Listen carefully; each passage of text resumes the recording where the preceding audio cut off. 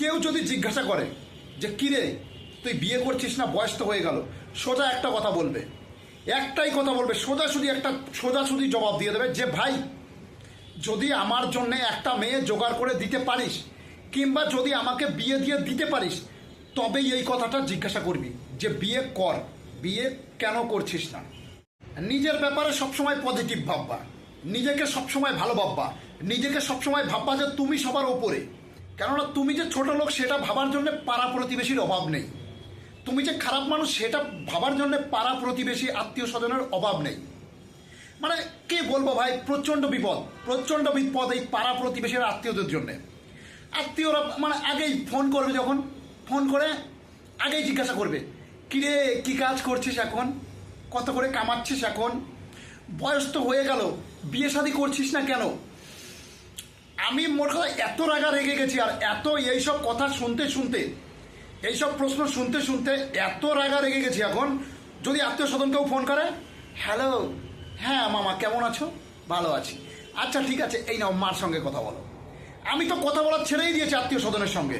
আর মানে সব থেকে বড় কথা, আজকে আমি একটা সব থেকে একটা ভালো সাজেশন আমি আমাদের পশ্চিমবাংলার ইয়ং ছেলেদের দিতে চাই। সব থেকে ভালো সাজেশন সেটা হচ্ছে ভাই, টাকা পয়সার জন্যে কারোর ওপর ভরসা করবে, কিন্তু একটা মেয়ের জন্যে কখনো কারোর ওপর ভরসা করবে না। কথাটার মানে হলো এই যে তুমি যদি বিপদে পড়ো, তোমার যদি একটু টাকার প্রয়োজন হয়, তবে তুমি যদি বন্ধু বান্ধবকে বলো যে ভাই আমার একটু হেল্প কর, আমার 2000 টাকার দরকার কিংবা 4000 টাকার দরকার, তবে হয়তো বন্ধু বান্ধব সেই টাকাটা জোগাড় করে দেবে। কিন্তু যদি তুমি এখনই বলো ভাই বিয়ে করবো, ভাই একটা মেয়ে দেখে দে, কেউ দেবে না। সবাই আগে একটা কথাই বলবে, এখন মেয়ের খুব অভাব ভাই, পাওয়া যাচ্ছে না, মেয়ে তুই এক কাজ কর, একটা প্রেম কর, ভাগিয়ে নিয়ে আয়। সবাই এই একটা কথা বলবে। তাই বলছি যে টাকা পয়সার জন্য বন্ধু বান্ধবের উপর ভরসা করবে, কিন্তু একটা মেয়ের জন্য কখনোই ভরসা করবে না। বিয়ের জন্য তোমাকে কেউ মেয়ে দেবে না।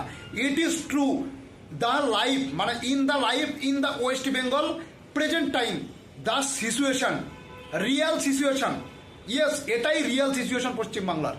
আর সব থেকে বড় কথা যেটা ভাই, কেউ যদি জিজ্ঞাসা করে যে কিরে তুই বিয়ে করছিস না, বয়স তো হয়ে গেল, সোজা একটা কথা বলবে, একটাই কথা বলবে, সোজাসুজি জবাব দিয়ে দেবে যে ভাই যদি আমার জন্য একটা মেয়ে জোগাড় করে দিতে পারিস কিংবা যদি আমাকে বিয়ে দিয়ে দিতে পারিস তবেই এই কথাটা জিজ্ঞাসা করবি যে বিয়ে কর, বিয়ে কেন করছিস না। আর নইলে এই কথা দ্বিতীয় দিন যদি বলিস, ক্যালান খাবি আমার কাছে, ক্যালান। সে যেই হোক, বড় দাদা হোক, বন্ধু বান্ধব হোক, আত্মীয় স্বজন হোক, সে যেই হোক, সোজাসুজি এই কথাটাই বলবে।